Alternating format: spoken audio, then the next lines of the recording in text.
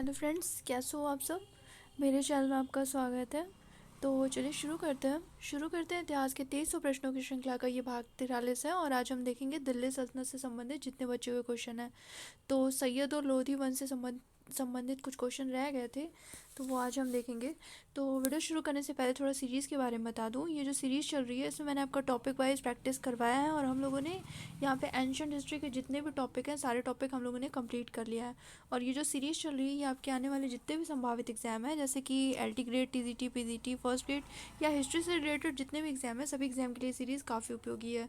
तो इसकी मैंने प्लेलिस्ट बना दी है हिस्ट्री 2300 क्वेश्चन सीरीज़ करके। आप वहाँ से जाके सारी वीडियोस देख लेना।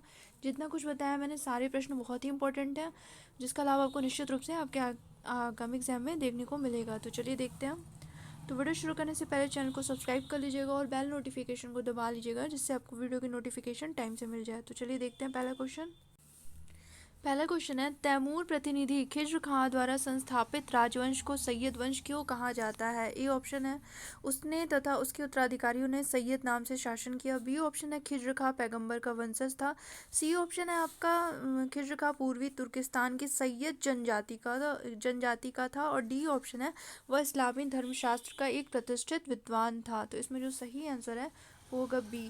खिज्र खां जो था ये पैगंबर का वंशज था।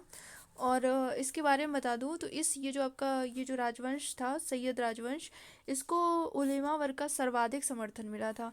लेकिन सैयद वंश के किसी भी शासक ने सुल्तान की उपाधि धारण नहीं की थी। ये आप ध्यान रखना, सुल्तान की उपाधि इन्होंने नहीं धारण किया था। इन्होंने शाह की उपाधि धारण किया था, शाह की। ठीक है, सैयद वंश ने।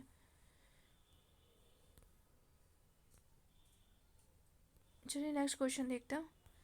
नेक्स्ट क्वेश्चन है, रैयत आला की पदवी धारण की। ए ऑप्शन आपका Balban, B option Alauddin Khilji, C option आपका खिज्र खां और डी ऑप्शन है बहलोल लोदी। तो किसने किया था धारण, ये रैयत आला का खिज्र खां ने। सी ऑप्शन इसमें सही होगा। इसके बारे में थोड़ा बता दूं तो खिज्र खां को ये जो रैयत आला की ये जो पदवी है, किसने ये विभूषित किया था इस उपाधि से, तो तैमूर लंग ने इस खिज्र खां को रैयत आला की पदवी से विभूषित किया था। चलिए नेक्स्ट क्वेश्चन देखते हैं। नेक्स्ट क्वेश्चन, निम्नलिखित में से कौन दिल्ली सल्तनत का अंतिम वंश था। ए ऑप्शन है आपका तुगलक वंश, बी ऑप्शन लोधी वंश, सी ऑप्शन है आपका सैयद वंश और डी ऑप्शन है आपका खिलजी वंश। तो इसमें कौन सा था, इसमें आपका होगा बी, लोधी वंश। इसके बारे में बता दूं तो यह पहला अफगान वंश था जिसने दिल्ली पर शासन किया था। ये आपका जो लोधी वंश था ये पहला अफगान वंश था जिसने दिल्ली पर शासन किया था। नेक्स्ट क्वेश्चन देखते हैं, सैयद वंश का अंत करने वाला शासक था। ए ऑप्शन आपका बहलोल लोधी, बी ऑप्शन है सिकंदर लोधी, सी ऑप्शन है इब्राहिम लोधी और डी ऑप्शन है आपका उपयुक्त में से कोई नहीं। तो किसने इसका अंत किया था, किस शासक ने, तो ये आपका है बहलोल लोधी। ए ऑप्शन सही होगा। नेक्स्ट क्वेश्चन देखते हैं, एक लोधी सुल्तान जो सिंहासन पर न बैठकर कालीन पर बैठा करता था वह था। ए ऑप्शन आपका बहलोल लोधी, बी ऑप्शन है सिकंदर लोधी, सी ऑप्शन है इब्राहिम लोधी और डी ऑप्शन है उपयुक्त में से कोई नहीं। तो कौन था जो कालीन पर बैठता था, वो आपका है बहलोल लोधी। ए ऑप्शन इसमें सही होगा। इसके बारे में बता दूं तो तारीख दाऊदी के जो लेखक थे अब्दुल्ला, किसके, तारीख दाऊदी के लेखक थे अब्दुल्ला, वो बताते हैं कि बहलोल जो था वो सिंहासन पर ना बैठकर अपने सरदारों के साथ कालीन पर बैठता था। और उसने अपने सरदारों को ये जो बहलोल लोधी था ये अपने सरदारों को मसनद ए आली कहता था। मसनद ए आली, मसनद ए आली कहता था। कौन कहता था, बहलोल लोधी अपने सरदारों को। ठीक है, चलिए नेक्स्ट क्वेश्चन देखते हैं। लोधी वंश के शासक किस जाति या प्रदेश से मूलतः संबंधित थे। ए ऑप्शन है आपका विशुद्ध तर्क, बी ऑप्शन है तैमूरी तर्क, सी ऑप्शन है विशुद्ध अफगानी, अफगान या पठान, सी और डी ऑप्शन है अफगानिस्तान में बसे हुए तुर्क। तो इसमें सही आंसर है सी, विशुद्ध अफगानी, अफगान या पठान। इसके बारे में थोड़ा बता दूं तो ये जो लोधी वंश था, ये जो लोधी थे आपके, वो गिलजाई कबीले के, कौन से कबीले के, गिलजाई कबीले के साहू खेल शाखा से संबंधित थे। साहू खेल शाखा से संबंधित है। गिलजाई कबीले के साहू खेल शाखा से संबंधित अफगान या पठान थे। और अगर मान लो कभी क्वेश्चन पूछ देता है कि अफगान शब्द की उत्पत्ति कहाँ से हुई है, तो इसकी जो उत्पत्ति हुई है वो फारसी से हुई है, अफगान की, जिसका अर्थ होता था रोना। फारसी से हुई है अफगान की उत्पत्ति। तो क्वेश्चन के अकॉर्डिंग आपका सी आंसर सही है। चलिए नेक्स्ट क्वेश्चन देखते हैं। बहलोल लोधी किस प्रांत का गवर्नर था? ए ऑप्शन आपका गुजरात, बी ऑप्शन है मालवा, सी ऑप्शन है सिंध और डी ऑप्शन है लाहौर। तो कहाँ का गवर्नर था? डी ऑप्शन इसमें सही होगा, लाहौर। बहलोल लोधी जो था वो लाहौर का सूबेदार, मतलब पहले लाहौर का सूबेदार था, लेकिन 1431 ईस्वी में ये सरहिंद का सूबेदार बन जाता है। कहाँ का? सरहिंद का, 1431 ईस्वी में। क्वेश्चन के अकॉर्डिंग आपका डी आंसर सही होगा, पहले लाहौर का था। नेक्स्ट क्वेश्चन देखते हैं। आगरा की स्थापना किसने की? ए ऑप्शन आपका शाहजहां ने, बी ऑप्शन है अकबर ने, सी ऑप्शन है बहलोल लोधी और डी ऑप्शन है सिकंदर लोधी। तो किसने किया था? ये काफ़ी बार एग्जाम में आया है, सिकंदर लोधी ने किया था। और इसने आगरा की स्थापना कब किया था? तो 1504 ईस्वी में आगरा की स्थापना किया था। और इसको राजधानी कब बनाया था? तो ये इसको राजधानी बनाता है 1506 ईस्वी में। और ये जो आपका आगरा था ये 17वीं शताब्दी का सबसे बड़ा शहर था, 17वीं शताब्दी का सबसे बड़ा शहर था। और इसके बारे में बर्नियर क्या कहता है? बर्नियर कहता है कि दिल्ली पेरिस से कम नहीं था और आगरा दिल्ली से भी बड़ा था। ठीक है, चलिए नेक्स्ट क्वेश्चन देखते हैं। निम्न में से किस सुल्तान ने सल्तनत की राजधानी दिल्ली से आगरा स्थानांतरित की थी? ए ऑप्शन आपका इब्राहिम, बी ऑप्शन है शेरशाह, सी ऑप्शन है सिकंदर लोधी और डी ऑप्शन है अकबर। तो किसने किया था? सिकंदर लोधी ने। और इसके बारे में मैंने बताया ना कब राजधानी बनी थी, तो 1506 ईस्वी में। सिकंदर लोधी के बारे में बता दूं तो इसकी मृत्यु 1517 में होती है। और कौन से रोग के कारण होती है? इसको रोहिणी या गले के कैंसर के कारण, रोहिणी या गले के कैंसर के कारण इसको इसकी मृत्यु होती है, गले का कैंसर। और मृत्यु कब होती है? तो 21 नवंबर 1517 को इसको इसकी मृत्यु हो जाती है। और इसका मकबरा कहाँ पे है? तो दिल्ली के खैरपुर में इसका मकबरा है, सिकंदर लोधी का मकबरा दिल्ली के खैरपुर में। चलिए नेक्स्ट क्वेश्चन देखते हैं। दिल्ली सल्तनत का वह सुल्तान कौन था जो स्वयं कृषि के विकास में व्यक्तिगत रुचि रखता था? ए ऑप्शन आपका गयासुद्दीन बलबन, बी ऑप्शन है इल्तुतमिश, सी ऑप्शन है सिकंदर लोधी और डी ऑप्शन आपका इब्राहिम लोधी। तो कौन रखता था? ये आपका है सिकंदर लोधी, सी ऑप्शन सही है। नेक्स्ट क्वेश्चन देखते हैं। गुलरुखी नाम से कविताएं लिखने वाला सुल्तान था? ए ऑप्शन आपका सिकंदर लोधी, बी ऑप्शन है बहलोल लोधी, सी ऑप्शन है आपका इब्राहिम शाह लोधी और डी ऑप्शन है शहजादा मोहम्मद। तो कौन लिखता था? ये आपका सिकंदर लोधी। इसके बारे में थोड़ा बता दूं तो इसको, ये जो सिकंदर लोधी था इसकी गान विद्या में भी रुचि थी। और इसी के समय में गान विद्या पर लज्जत ए सिकंदर शाही की रचना हुई थी। लज्जत ए सिकंदर शाही, ये किससे संबंधित था? ये गान विद्या से संबंधित था, लज्जत ए सिकंदर शाही। ठीक है, चलिए नेक्स्ट क्वेश्चन देखते हैं।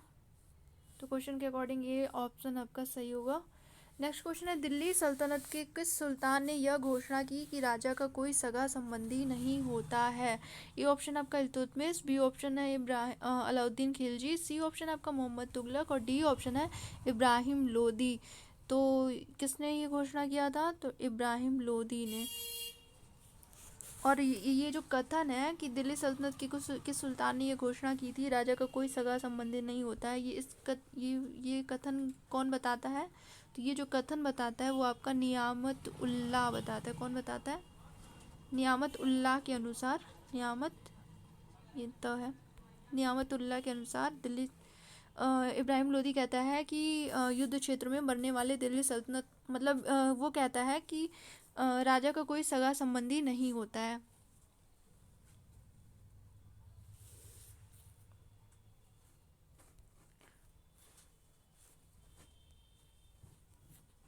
नेक्स्ट क्वेश्चन देखते हैं। सल्तनत काल का सबसे प्रभावशाली वर्ग कौन सा था? ए ऑप्शन आपका सैयद, बी ऑप्शन है पीर, सी ऑप्शन है उलेमा और डी ऑप्शन है खलीफा। चलिए नेक्स्ट क्वेश्चन देखते हैं। सल्तनत काल का सबसे प्रभावशाली वर्ग कौन सा था? ए ऑप्शन आपका सैयद, बी ऑप्शन है पीर, सी ऑप्शन आपका उलेमा और डी ऑप्शन है खलीफा। तो कौन सा था आपका?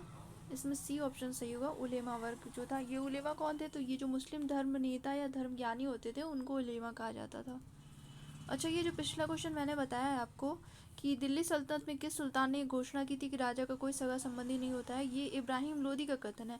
लेकिन जो नियामत उल्लाह का मैंने बताया है, नियामत उल्लाह कहता है कि युद्ध क्षेत्र में मरने वाला ये पहला सुल्तान था। मतलब इब्राहिम लोदी के बारे में कहता है कि युद्ध क्षेत्र में मरने वाला ये दिल्ली सल्तनत का पहला या एकमात्र सुल्तान था। ये नियामतुल्लाह ये कहता है, आप इसको क्लियर कर लेना। पहले कंफ्यूज हो गई थी मैं। चलिए नेक्स्ट क्वेश्चन देखते हैं।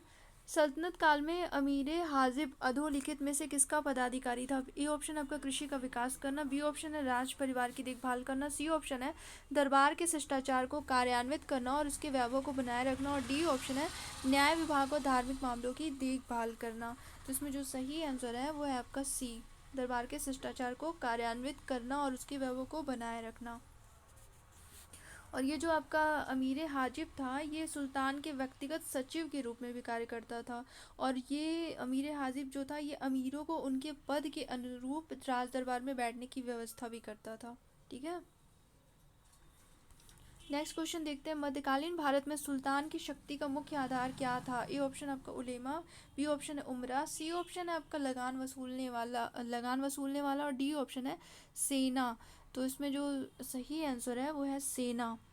इसके बारे में बर्नी कहता है कि राजत्व ही सेना और सेना ही राजत्व है।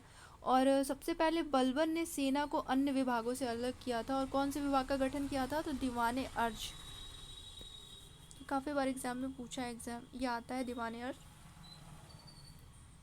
और इसमें दीवाने अर्ज में पहली नियुक्ति किसकी हुई थी? तो इमादुल मुल्क की हुई थी, इमादुल मुल्क की। ये नाम काफ़ी इंपॉर्टेंट है, आप नोट कर लेना, आ सकता है एग्जाम में।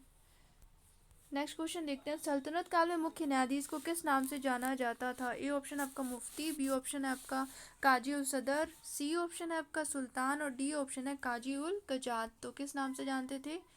तो डी, काजी उल कजात। देखो सल्तनत काल में ये जो काजी उल कजात जो था ये न्याय विभाग का प्रमुख था, लेकिन जो सल्तनत काल का अंतिम न्यायाधीश था वो सुल्तान ही होता था। नेक्स्ट क्वेश्चन देखते हैं। सल्तनत युग में मजलिस ए खलवत क्या थी? ए ऑप्शन है आपका सुल्तान की परामर्शदाती संस्था, बी ऑप्शन है अमीरों की एक संस्था, सी ऑप्शन है राजस्व विभाग की एक समिति और डी ऑप्शन है विद्वानों की एक समिति। तो इसमें जो सही आंसर है वो है ए, मजलिस।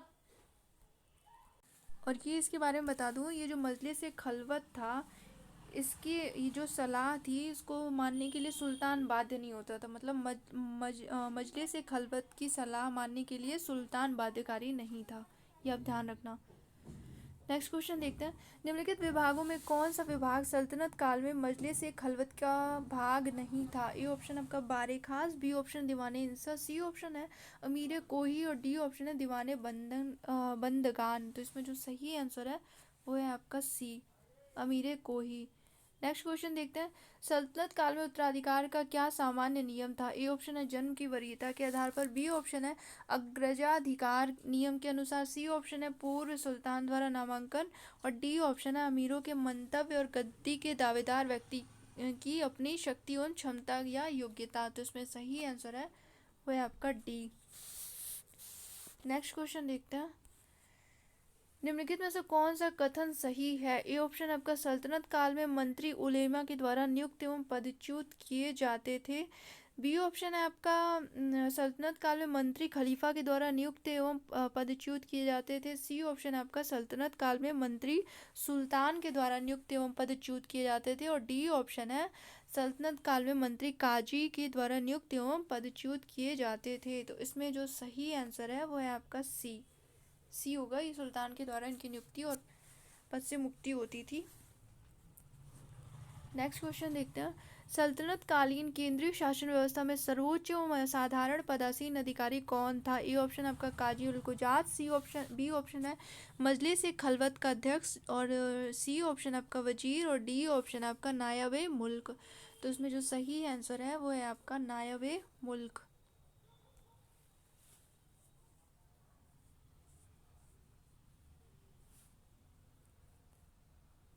चलिए नेक्स्ट क्वेश्चन देखते हैं।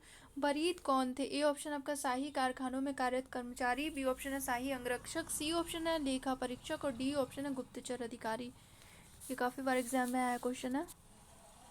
और इसके बारे में बता दूं तो अगर मान लो क्वेश्चन ये पूछ देता है कि सल्तनत काल में सबसे अच्छी गुप्तचर व्यवस्था किसकी थी, तो सिकंदर लोदी की थी। ये ध्यान रखना, सिकंदर लोदी की जो गुप्तचर व्यवस्था थी वो सल्तनत काल में सबसे अच्छी थी। नेक्स्ट क्वेश्चन देखते हैं।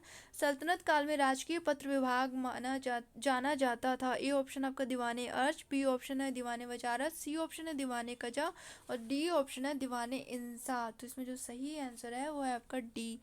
दीवाने इंशा जो था ये शाही सचिवालय था जिसका प्रधान कौन होता था? दबीर मुमालिक या अमीर मुंशी।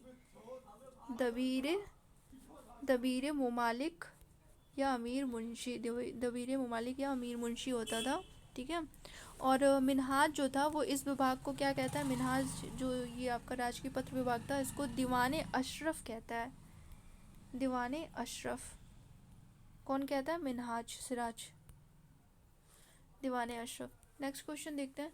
जवाबित थे। ए ऑप्शन है कृषि संबंधी कानून, बी ऑप्शन है हिंदुओं से संबंधित विषय, सी ऑप्शन है राज्य कानून और डी ऑप्शन है भूमि संबंधी कानून। तो इसमें जो सही आंसर है वो है आपका सी। नेक्स्ट क्वेश्चन देखते हैं। नेक्स्ट क्वेश्चन है दारुल हर्ब था। ए ऑप्शन है हिंदू राज्य क्षेत्र, बी ऑप्शन है मुस्लिम राज्य क्षेत्र और सी ऑप्शन है अरब राज्य क्षेत्र और डी ऑप्शन है तुर्क राज्य क्षेत्र। तो इसमें सही आंसर है वो है ए, हिंदू राज्य क्षेत्र। इसके बारे में थोड़ा बता दूं। दारुल हर्ब वह प्रदेश था जो इस्लामी शासन को स्वीकार नहीं करता था और न उनसे युद्ध करना न्यायसंगत समझता था। और यदुनाथ सरकार जो है वो बताते हैं कि औरंगजेब भारत को दारुल हर्ब यानी कि काफिरों के देश से दारुल इस्लाम यानी कि मुसलमानों की भूमि में परिवर्तित करना चाहता था। ये कौन बताता है? तो ये आपके यदुनाथ सरकार बताते हैं। कौन परिवर्तित करना चाहता था दारुल हर्ब से दारुल इस्लाम में? औरंगजेब। नेक्स्ट क्वेश्चन देखते हैं। तुर्कान ए चहलगानी का संबंध किस तुर्की शासक से था? ए ऑप्शन है कुतुबुद्दीन ऐबक, बी ऑप्शन है इल्तुतमिश, सी ऑप्शन है नासिरुद्दीन महमूद और डी ऑप्शन है आपका बलबन। तो किससे संबंधित था? ये आपका इल्तुतमिश से संबंधित था। ये जो चहलगामी या 40 के समूह की जो संज्ञा थी इसको किसने दिया था? तो बर्नी ने दिया था। बर्नी ने दिया था। और अगर मान लो क्वेश्चन ये पूछ देता है कि तुर्कान चहलगानी शब्दावली का सबसे पहले उल्लेख कहाँ प्राप्त होता है? तो इसका सर्वप्रथम जो उल्लेख प्राप्त हुआ है वो इसामी की फुतूअस सलातीन में मिलता है। इसामी की फुतूअस सलातीन में, फुतूअस सलातीन में किसकी है ये बुक? इसामी की है। चलिए नेक्स्ट क्वेश्चन देखते हैं। तो क्वेश्चन के अकॉर्डिंग आपका बी आंसर सही था इसमें। नेक्स्ट क्वेश्चन है निम्न में से किस सुल्तान ने तुर्कान चहलगानी का दमन किया था? ए ऑप्शन आपका Iltutmish, B option Alauddin Khilji, C option आपका मोहम्मद तुगलक और डी ऑप्शन है आपका बलबन। तो किसने दमन किया था? तो इसका दमन जो किया था वो आपके बलबन ने किया था। ठीक है। तो आज इतना ही क्वेश्चन रहने देते हैं और बाकी के जो क्वेश्चन होंगे वो मैं नेक्स्ट वीडियो में अपलोड कर दूंगी। अगर आपको कुछ भी कन्फ्यूज़न होगा तो आप कमेंट सेक्शन में मेरे से पूछ सकते हो। और वीडियो अगर अच्छी लगी तो लाइक और शेयर करिएगा। ठीक है। Thank you.